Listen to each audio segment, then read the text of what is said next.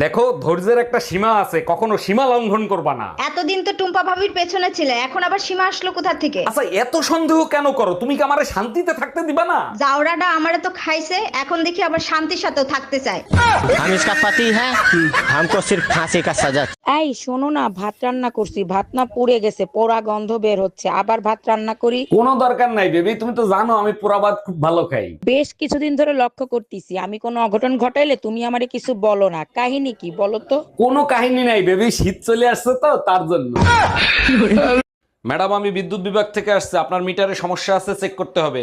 ভালো করে চেক করে ঠিক করে দেন। মিটারে এত বিল কেন আসে? বিল কোথায় আসে? 2 মাসে মাত্র 2 ইউনিট বিল আসছে। 2 ইউনিট বিল কেন আসবে? আমি তো শুধু লাইট জ্বালাই মোমবাতি খোঁজার জন্য। ছেলে মেয়েদের পরীক্ষা শেষ হয়ে গেছে, কাশ্মীর যাওয়ার কথা ছিল, যাবা না? অবশ্যই যাবো, আমি তো সব প্ল্যান প্রোগ্রাম করেই রাখছি, ওখানে আমরা 7 দিন থাকবো। সত্যি? তুমি আমার লক্ষ্মী জামাই, তা আমরা কবে যাচ্ছি? তোমার ভাই 50,000 টাকা ধার নিছে না, ওই টাকাটা নিয়ে আসো, তারপরেই রওনা দিব। কাশ্মীরে শীতের দিনে বরফ পড়ে, বাচ্চাদের ঠান্ডা লেগে যাবে, এবারে প্রোগ্রাম ক্যান্সেল করো। हम इसका पति है, हमको सिर्फ फांसी का सजा चाहिए।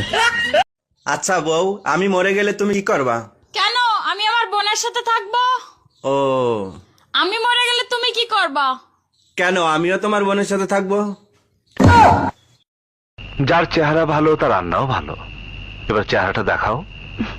দেখবেন, দেখলে তো টাস মেরে যাইবেন।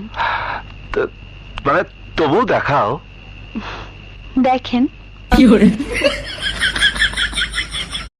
এই আজকে টিভিতে খবর দেখছো? কই না তো, কেন কি হয়েছে? একটা মেয়ে তার বয়ফ্রেন্ডকে সাথে নিয়ে স্বামীকে মেরে ফেলেছে। তুমি চিন্তা করো না, আমার বয়ফ্রেন্ড এতটা খারাপ না। এই শোনো না, বলছি তুমি সোয়াবিন আলুর তরকারি খাবা না আলুর দম খাবা? আলুর দম খাবো। আলুর দম খাবা, সোয়াবিন আলুর তরকারি খাবা না? না, সয়াবিন ভালো লাগে না। আচ্ছা ঠিক আছে, তাহলে সোয়াবিন গুলো বাদ দিয়ে খেয়ে নিও। ইমা, তা জিজ্ঞেস করলে কি করতে? আমার জিজ্ঞেস করা কর্তব্য, তাই আমি জিজ্ঞেস করেছি। তুমি খাবা কি খাবা না সেটা তোমার ব্যাপার।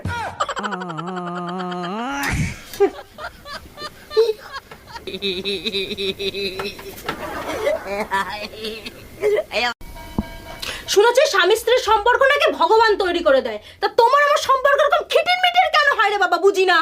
বুঝতে পারলে না? এটা তো সাধারণ ব্যাপার। ভগবানের কাছে যে লোক চাকরি করে, ওই লোক ঘুষ দিয়ে চাকরি পাইছে। ঘুষ দিয়ে মানে?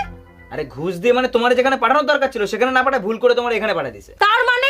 তার মানে ধরো তোমার যাওয়া উচিত ছিল সেখানে যেখানে 3 মাস চান হয় না, তার বদলে তুমি ভুল করে চলে এসছো এখানে যেখানে প্রতিদিন চান করতে হয়।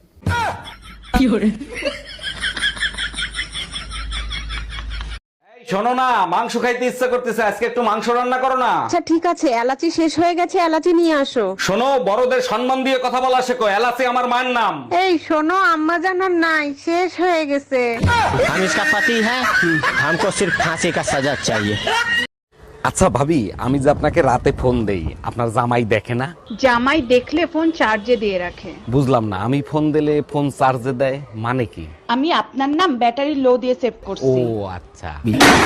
আচ্ছা, বিয়ে বাড়িতে তোমার এক বন্ধু আমার দিকে তাকিয়ে তোমার কানে কানে কি জানি বলছে। কি বলছে? বলছে তোর 14 গোষ্ঠীর কপাল, ভাবির মতো এত সুন্দর একটা বউ পাইছস। দেখছো, তুমি বাদে সবাই আমারে সুন্দর বলে, তারপর তুমি তোমার বন্ধুরে কি বললা? আমি বললাম একবার আমার চোখ দিয়ে দেখ, রূপকথার ডাইনির মতো দেখবি।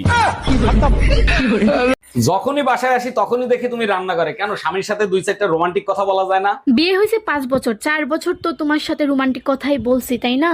আমি চাই এভাবেই তুমি সারা জীবন আমার সাথে রোমান্টিক কথা বলো। অনেক রোমান্টিক কথা বলছি, আর দরকার নেই। 3টা খাটে ঘুমাচ্ছে, একটা পেটে ঘুমাচ্ছে।